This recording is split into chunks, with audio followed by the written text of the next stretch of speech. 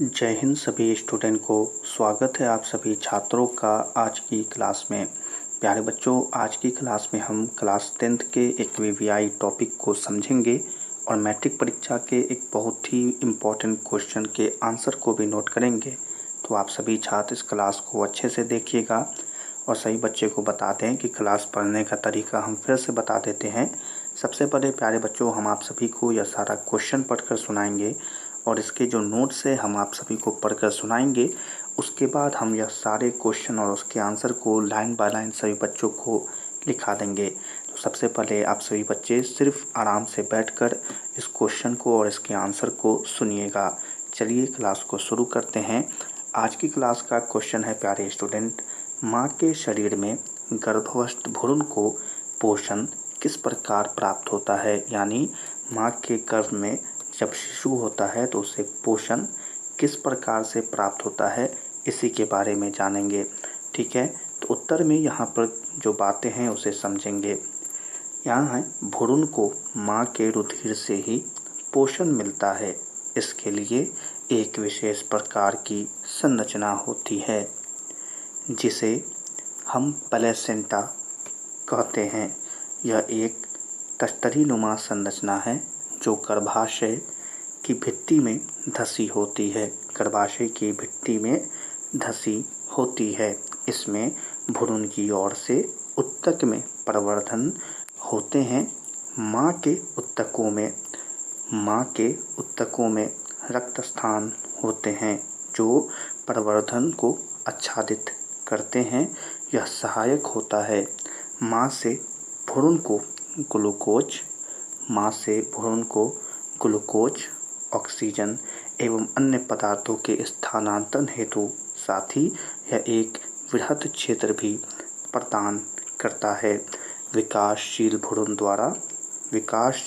द्वारा अपशिष्ट पदार्थ उत्पन्न होते हैं जिनका निपटान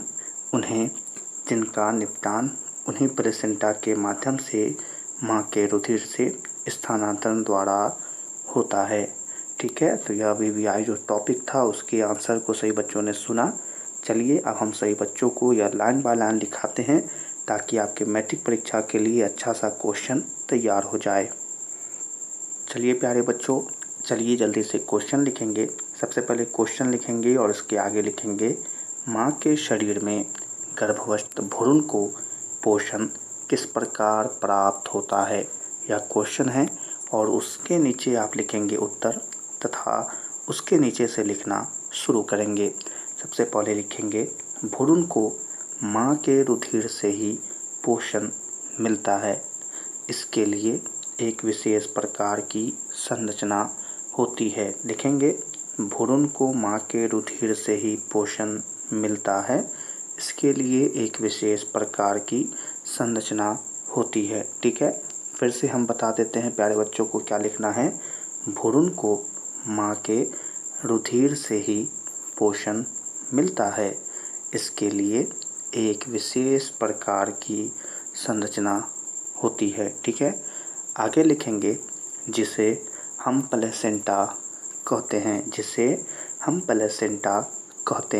यह एक तस्तरीनुमा संरचना है जो गर्भाशय, लिखेंगे जिसे हम प्लेसेंटा कहते हैं। यह एक तस्तरीनुमा संरचना है जो गर्भाशय, ठीक है, क्या लिखेंगे, जिसे हम प्लेसेंटा कहते हैं।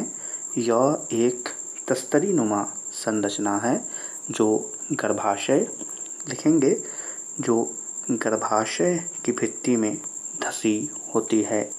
लिखेंगे, गर्भाशय की भित्ति में धसी होती है। इसमें भ्रूण की ओर से ऊतक में प्रवर्धन होते हैं। क्या लिखेंगे, गर्भाशय की भित्ति में धसी होती है।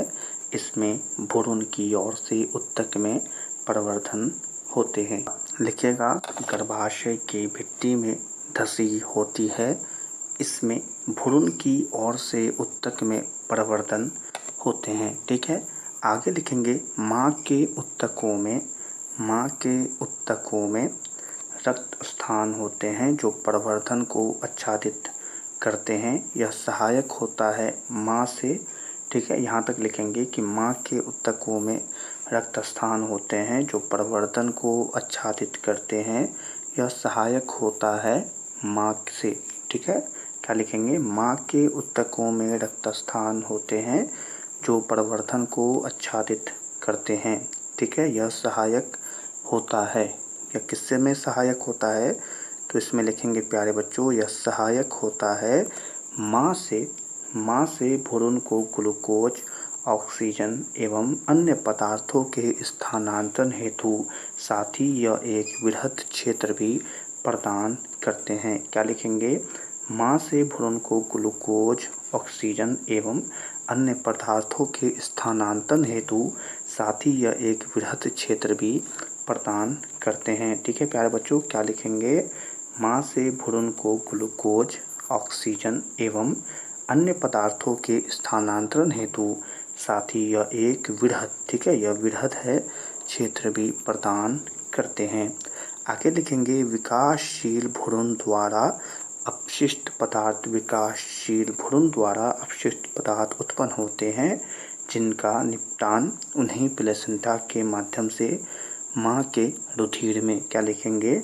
विकासशील भ्रूण द्वारा अपशिष्ट पदार्थ उत्पन्न होते हैं जिनका निपटान उन्हीं प्लेसेंटा के माध्यम से माँ के रुधिर में, ठीक है, माँ के रुधिर में स्थानांतरण द्वारा होता है। ठीक है, माध्यम से माँ के रुधिर में स्थानांतरण द्वारा होते हैं। ठीक है, क्या लिखेंगे? माध्यम से माँ के रुधिर में स्थानांतरण द्वारा होता है। ठीक है प्यारे बच्चों, तो यह वीवीआई टॉपिक और महत्वपूर्ण क्वेश्चन के जो दोनों के नोट्स हैं वो तैयार हो गए हैं। आप सभी छात्र इस सभी को अपने कॉपी में ज़रूर नोट कर लीजिएगा। अगर किसी प्यारे बच्चे ने अभी तक नहीं लिखा है तो इस वीडियो को धीरे धीरे देखकर या फिर से देख लें और इस सभी नोट्स को अपने कॉपी में ज़रूर नोट कर लीजिएगा। तो इन्हीं सब बातों के साथ आज की क्लास को यहीं पर समाप्त करते हैं। आप सभी बच्चों को यह क्लास पसंद आई हो तो इस क्लास को लाइक कर दें और अपने मैट्रिक परीक्षा 2025 के लिए चैनल को सब्सक्राइब कर लें ताकि आपको वीवीआई ऑब्जेक्टिव और सब्जेक्टिव क्वेश्चंस आसानी से प्राप्त हो। सभी छात्रों से मिलेंगे अगली क्लास में। तब तक के लिए आप सभी छात्रों को जय हिंद।